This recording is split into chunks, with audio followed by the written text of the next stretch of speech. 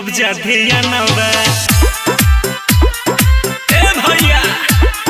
भैया हो जी तू पौधे हब जाते नवा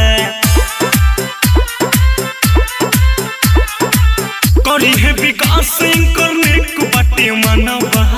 करी है विकास करने को बाटे मनवा भैया हो जी तू पौधे हम जाते नवा भैया हो जी तू पौधे हब जाते नवा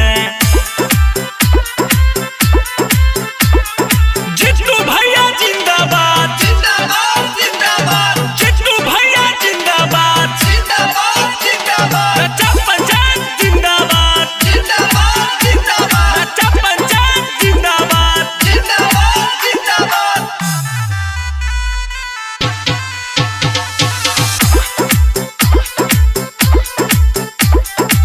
कोइले बने जितू भैया आस हो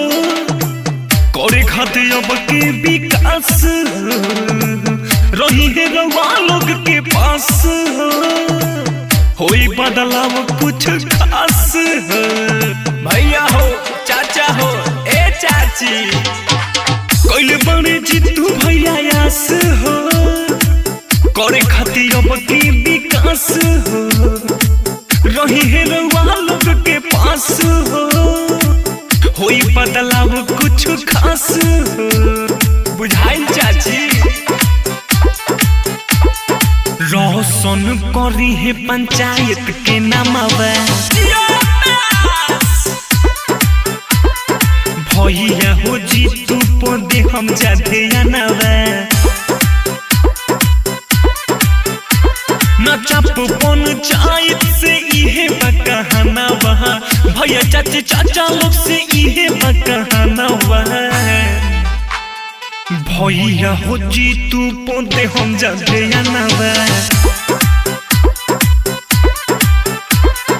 भैया हो जी तू पौधे हम जाते नवा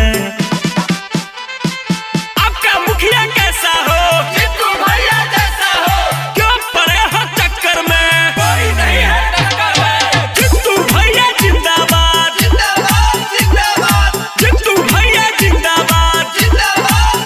भैया हो जी तू पहुंचिया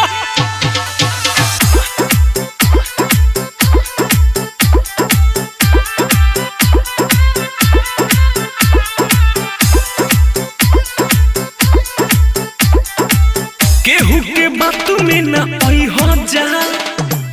जीतू भैया के जीतई हो जा सोनू के बात न भूलई हो जा विजय के ताज पोही रही जा भैया हो चाची हो ए चाचा केहू के बातों में ना आई हो जा जीतू भैया के जीतई हो जा सोनू के बात ना भूलई हो जा विजय के ताज पोही रही हो जा इहे नहीं हो रहा है भैया एको बारो इनका पकड़ी जा बिचारावा भैया हो जी तू पौधे हम जाते नवा करी है विकास करने को बाटे मनवा